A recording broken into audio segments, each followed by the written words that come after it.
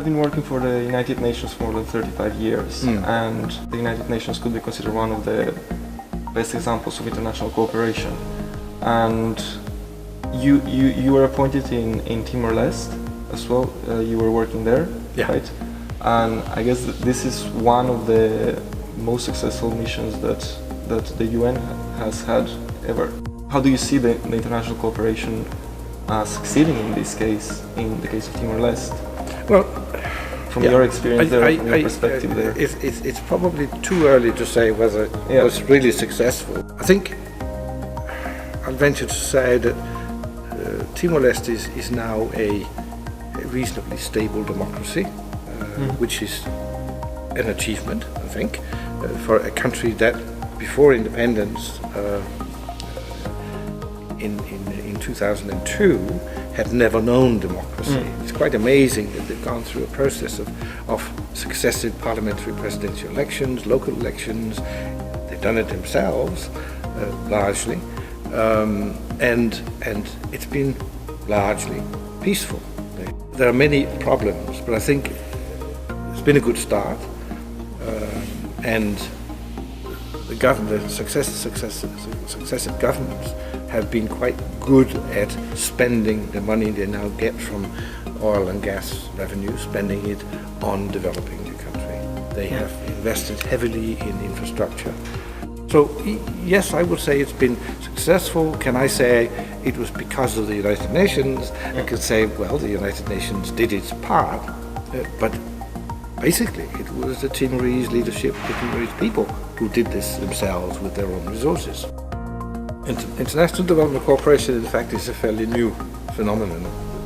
It was something, I suppose, that became more part of the international agenda in line with the decolonization that started after the Second World War. A lot of countries became independent. The colonial powers gave up their colonies, and that sort of put focus on the socioeconomic conditions in those countries. And I suppose it showed that the colonies were not very well off. My own first experience with that, with development cooperation, was in Zambia in southern Africa more than 40 years ago. The country had been independent at that time for 13, 14 years, and I was obviously curious, so I asked them, how was it? I asked the Zambians, how was it? And they said, well, it was difficult. It was very difficult because we didn't have anything. We had no infrastructure. We had a total of 25 Zambians with a university degree. That was it. In the whole country? The entire country of, at that time, 5-6 million people. We had 25 people who had a first degree. I don't think they had anybody with a master's degree. That's just an example of how the situation was in many, many countries.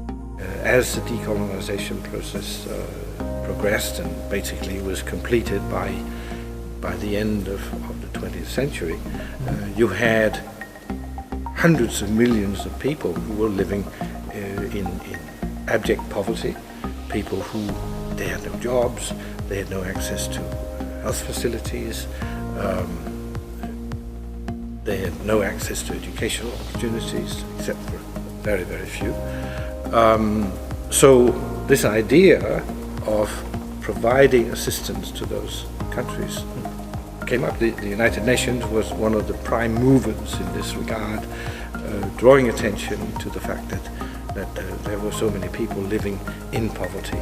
The United Nations is often criticized of taking too late action into whatever is happening, or being paralyzed and not taking the decisions on time, and this of course has consequences. Sierra Leone was another very successful case. Would you consider that there are more successes to the interventions of the UN, or that outweigh the lack of response on time, or do you think that still there's a lot of work to be done at the UN for a more prompt response, for a faster and more efficient response? Definitely. The UN is slow and is often criticized for being slow, But you have to ask the question, why is it slow? And it is slow because the organization is composed of 193 sovereign states. So that is a lot of bureaucracy. It requires a lot of consultation. And even when it comes to issues of war and peace, which is the responsibility of the UN Security Council, there are still 15 countries, including the 5 major powers, the big powers in the Council. They all have to agree. Otherwise nothing will happen. So very often it takes a long time to get things going, and then once a decision has been made, you need to mobilize the resources to actually get action on the ground. If it is peacekeeping, then you need to get troops and soldiers and civilians on the ground. It takes time because the UN doesn't have its own army, it doesn't have its own police. It has to recruit through member states and then dispatch and set up a mission, or if it is development assistance, you still need to mobilize resources. The UN does not have a big pot of money that they can dip into and say, here Timor-Leste, here's $100 million for you to get started. It doesn't work like that. The development agencies of the UN would need to go to donors and say, we're going to do the following 5 things that we have agreed with the government, and that will cost $100 million I was talking about, so please make your contributions. And that is a long process, and it's a very difficult process.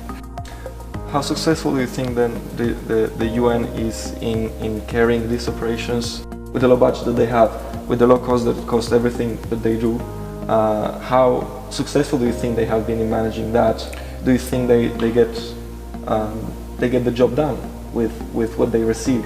Well, I think it depends what we're talking about. If we're talking about peacekeeping operations, there is no doubt that they are infinitely less expensive than what you might call real wars. I can't remember the exact figure, but somebody told me that if a country goes to war in Iraq or in Afghanistan, the cost is more than 50 times higher than if there had been a UN peacekeeping intervention. And that is, of course, because peacekeeping is military light. In the UN, when they do peacekeeping, they have light weapons, they don't have tanks and all these things that are very expensive. But the bottom line is, UN peacekeeping is much less expensive than regular wars, if you like. When it comes to development assistance, I think we're probably talking about the same cost level. The UN personnel is no more expensive, no less expensive than experts and administrators that you get from UNYA or USAID or whatever it is. That's about the same cost. How can the UN make these developed countries assist more into cooperation and making them in a way complicit of the persuasion and begging. This is the only. Those are the only tools that the UN has. You can go and ask. As I said, the UN doesn't have its own pot of money that can just spend. Well, in a few cases, they have little pots that they can provide seed money, but for the really big programs, they need to be funded by the rich countries, and of course also increasing the developing countries themselves. We'll come back to that perhaps, but it is increasingly difficult to raise money in the rich world for development programs in the UN. In Denmark, for instance, the government has a couple of years ago cut its contributions to the largest development organization of the UN system, the United Nations Development Program, by 50%. So it is becoming more and more difficult. I'm only aware of one donor country that has in fact increased its contributions to the multilateral development systems over the past years, and that is the United Kingdom. Everybody else has been cutting, and that poses a problem because And I'm looking at it here not just in terms of human security, of improving the living conditions of people in the developing world. I'm looking at it also in terms of global stability. If we continue as rich countries to cut development aid, it will undoubtedly have an impact on global stability. Would you claim that it is actually cheaper to invest in development in these countries that need it instead of cutting down on developing budget on the budget for development, because then later it will eventually backfire and come. It will backfire in terms of stability, but it will also, when you provide successful development assistance and you lift countries out of poverty, you create markets. So you can begin to sell stuff. You cannot sell stuff as an exporter to a poor country. There's no capacity for people to buy things. Exactly, yes. But you lift them up economically and socially, and the market is there, and you derive direct benefit, not just in security terms, but in economic terms. Danish companies can invest in developing countries as that developing country has reached a certain level in terms of its own purchasing capacity, purchasing capacity with the market, but also in terms of having well-educated people. If you are a private company and you want to invest in Namibia and Southern Africa, you would like to see, one, that you can recruit local workers who can actually do the job. Two, you want to be sure that the infrastructure is okay, so that there's electricity, for instance. You can get your goods transported in and out. You want to be sure that there is reasonable stability in the country. You want to be sure that your investment is protected. In other words, there's rule of law. All those things. And that is part of developing a country. You promote all those things. So you create the conditions for, in this case, private companies to come in and invest. And they make money, and I have no problem with that if it's done in accordance with proper ethical standards, and everybody gains. What are your thoughts on the people that accuse developed countries in assisting developing countries, not for altruistic reasons, but because they follow their own agenda, because they have their own interests there? What are your thoughts on these people who accuse that this is not true, that this is just an agenda, or they have their own interests? Well, I think what are your thoughts on altruistic international development? Is there such thing? I think first of all, I like this concept of having a moral responsibility to assist those who have less than you have yourself. That is a principle that we have to follow. Also, not just for altruistic reasons, but also for reasons of self-interest. Because if we globally do not do anything about reducing global inequality, you will again support an agenda that will lead to instability. Having Denmark the transparency that it has, and being one of the least corrupt countries, number one this year in the number two, sorry, this year in the statistics. You mentioned before that it failed terribly when it tried to export this model into developing countries. Do you think it can do the same? It can try to do the same in developed countries, in Europe, for example? Can European countries look up to Denmark and try to apply their model? Or do you think that is not something that works everywhere? I would like a situation where Denmark would be seen by other countries as a model.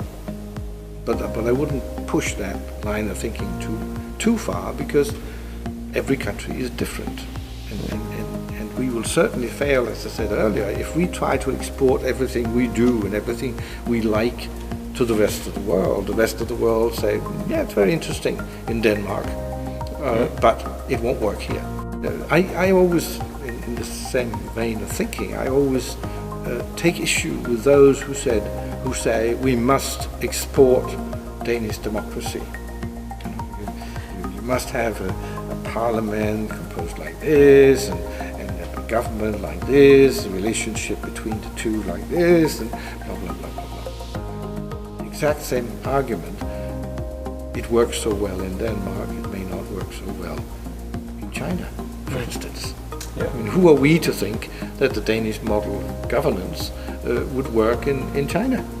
It might not even be in the interest of Denmark or the world to try to export that kind of parliamentary democracy to China. It could have terrible consequences. Some say that France and Germany are trying to export their model to the European Union. So if we can make the other European Union countries like us, then it will be easier to be European. Maybe do you think that's part of the reason why there is this Euroscepticism in the Nordic countries? I don't know. And I've been away from Europe for too many years, having spent most of my professional life in the third world. I can say that we need to be very, very careful with this, and we need to hear everybody. And that is why the multilateral system is so important, because it gives a voice to everybody, and you realize how complex the issues are. And what we think is very simple. A model of governance. Show me any Dane who would question this. No, they all say this is great, works wonderfully. But it cannot necessarily work wonderfully everywhere. And therefore, there needs to be a situation of give and take. Is it the reason, what you're saying, is this the reason why there is Euroscepticism? No, I don't think so. I think the problem with the European Union and the way it operates is that it's too far removed from the ordinary people. And I often question myself, why don't I know more about the European Union? I mean, they pass legislation, make decisions that impact my life, and still, I don't really know much about it. Look at the voter turnout. When we have elections in the European Parliament, voter turnout in this country is, what, 45%? That's very low. It's very low. And when it comes to the national elections, the turnout is, what, 80%. So there is this feeling of alienation, I think, between the ordinary citizens and what is seen as the bureaucrats in Brussels. That's right. Do you think that these problems and this bureaucratic monster that exists in the EU is also something that exists in the UN? Can it be simplified if less bureaucracy existed in the UN as well? Definitely. And in that sense make the response more agile and faster in terms of crisis situations or in terms of peacekeeping operations? Yeah. Well, I think... And at the end of the day, would that foster as well the international cooperation? There's an interesting quote that somebody drew to my attention recently. It was a quote, something that the former or then Prime Minister of the United Kingdom, John Major, said in the General Assembly of the United Nations. And this friend of mine drew attention to it. He said, "The United Nations is not someone else." That's actually quite profound. The United Nations is us. It is all the 193 members. And there's a price to pay for having that international cooperation. But there's also a challenge when it comes to ensuring that everybody understands how that vast global organization operates and what that means in terms of what it can do and what it cannot do. Because we started out by talking about the slowness of the system. By definition, a global organization is slow. So there are some things that it cannot do well, other things it can do very well.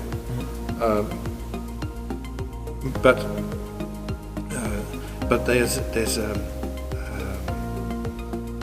there's a need to understand the organization. There's a need for the organization to communicate much better. The same applies to the European Union. Most of the time, we don't know what's going on in Brussels because nobody really tells us. And I'm not saying they don't have press releases and all sorts of things in Brussels, of course, and the Radio Denmark and other television, radio stations have correspondents there, and they interpret and they tell us what's going on, but it's still very distant. very, very distant. And it's human nature. It's something we don't understand, we don't like it. And of course, also, there's a tendency for reporters to focus on the exceptional rather than the day-to-day work. It is a big news story when there have been cases of sexual abuse in a peacekeeping mission of the United Nations in Mali or Central African Republic. We've seen examples of, unfortunately, in recent years. And it's a horrible thing, it should not happen.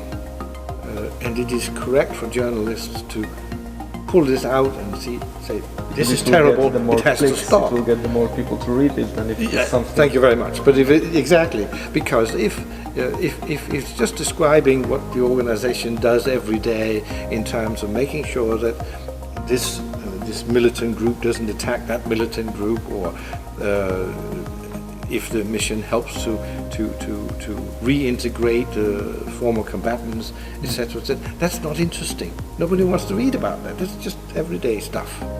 But that is the core of what the organization, in this case the United Nations, does. And that's not communicated very well, and people don't want to hear about it. So we don't care.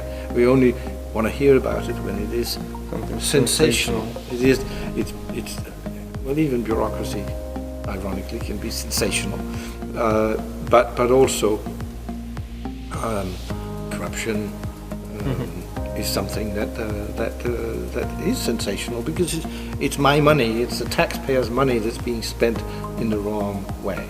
So the media quite naturally will focus on those issues and not on the mainstream work. And that is so at the end of the day we have a result where the negative looks like it's outweighing the positive things, but it's just it receives more exposure. Yes. It's not necessarily the case that it's outweighing. No. What would you say that young people can do, or future people working for the UN and the EU can do to speed up this process? Or well, I think how can we contribute into making this more agile? First of all, and this does not apply to you or to you, but we need young people to be much more active. That's why I'm so impressed by UNYA, because you're active, you do stuff, no? But the vast majority of young people, they're not interested, seemingly. And that is the problem. We need to mobilize the young people. We need to get them interested in global issues, in issues of inequality, whether it's nationally or else or internationally. We need for them to begin to relate to all these issues. Then there would also be a change at the political level. And